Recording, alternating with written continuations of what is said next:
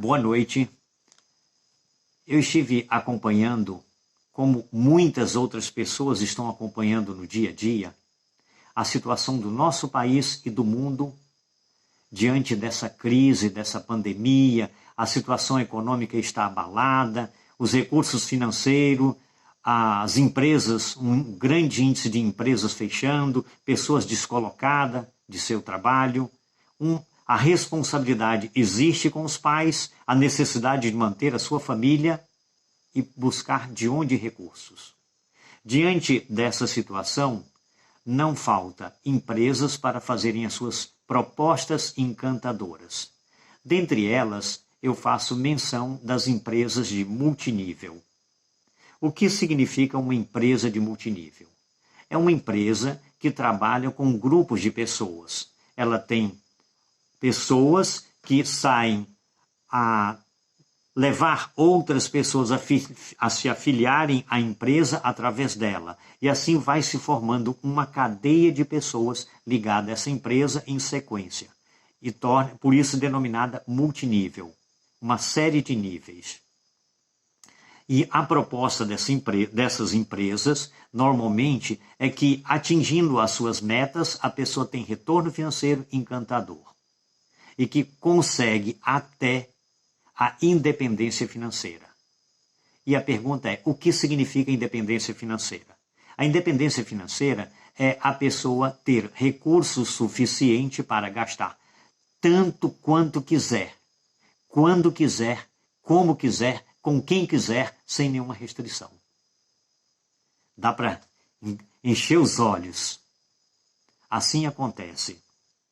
Só que muitas vezes nós não olhamos o outro lado. O investimento que é feito para lutar em prol desse ideal que nem sempre é conseguido. Que na maioria dos casos não é conseguido.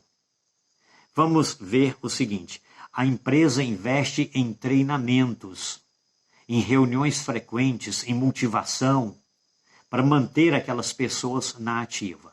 No entanto, todas as despesas dessa série de acontecimentos não saem dos recursos da empresa, sai de cada pessoa que está ligada à empresa lutando por esse ideal. Outro fator importante, o tempo eles atribuem que você vai usar o seu tempo de folga para poder angariar, através desse trabalho, os seus ideais. Só que o seu tempo de folga que você investe nesse sentido, ele passa a ser tão grande que você vai ficando meio obcecado, querendo atingir as metas.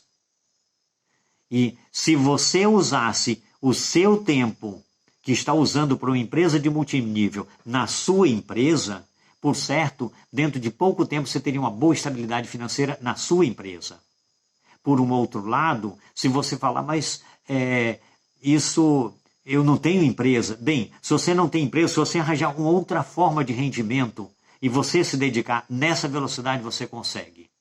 Um outro ponto importante se você for observar o que a gente perde, o que você investe que acaba sendo perca. Porque na hora do retorno você não consegue atingir o ideal. Uma pequena minoria é que galga e uma multidão fica embaixo mantendo o suporte e constantemente entrando e saindo, porque a cúpula da elite, eles vão ficar sempre reciclando novos para serem ligados à empresa através deles, para eles conseguirem manter o patamar que estão tendo. Agora observa, o tempo investido que você dá de si, que você poderia dar a mais no seu trabalho, que você poderia dar à sua família, os recursos financeiros, porque você é que banca tudo para se manter na empresa e para tentar promover reuniões, se locomover para conseguir ir até as reuniões que você mesmo está promovendo ou que outras pessoas estão promovendo. E mais ainda, que você não pode esquecer.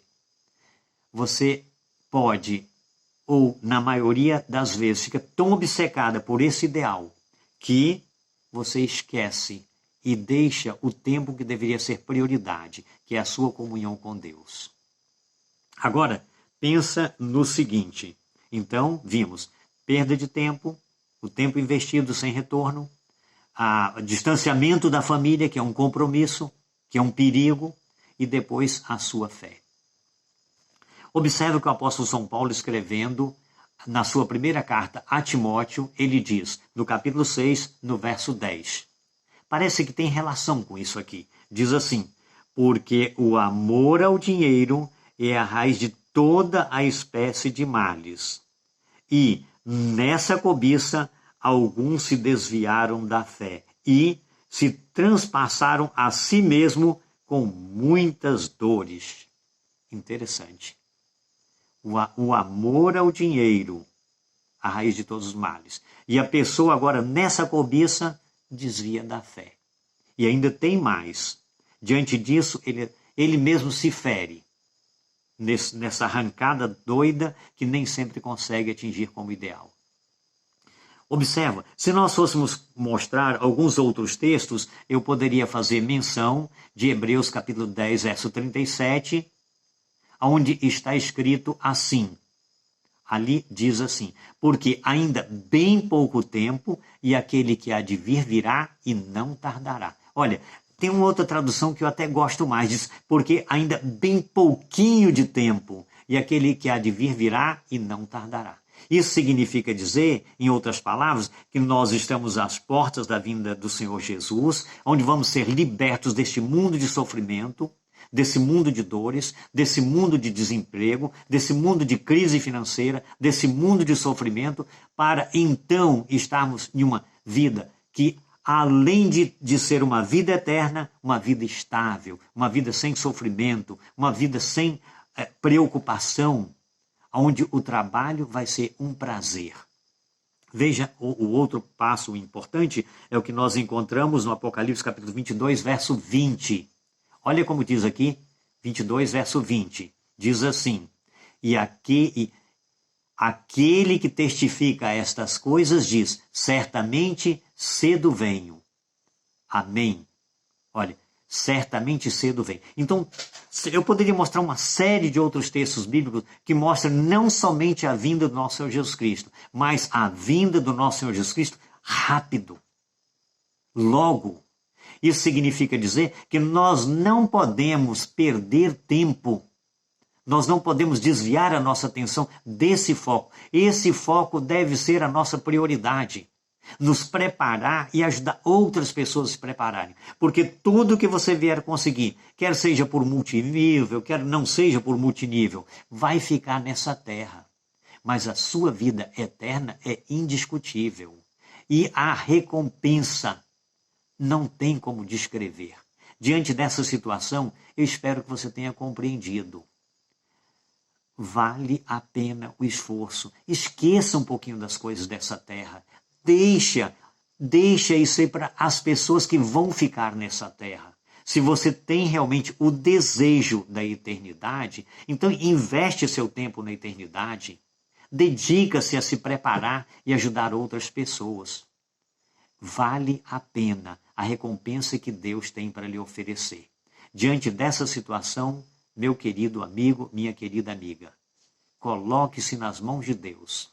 Se nós erramos no passado, se nós perdemos o nosso tempo, se nós não temos buscado o Senhor como deveríamos, vamos pedir perdão e vamos pedir força para irmos daqui para frente agora, nas mãos de Deus, guiados pelo Espírito, se preparando a cada instante, em nome de Jesus. Que Deus te abençoe, que a sua decisão seja sábia em se desprender de tudo desse mundo, para se preparar agora para a breve volta do Senhor Jesus. Que Deus abençoe a você e a sua família.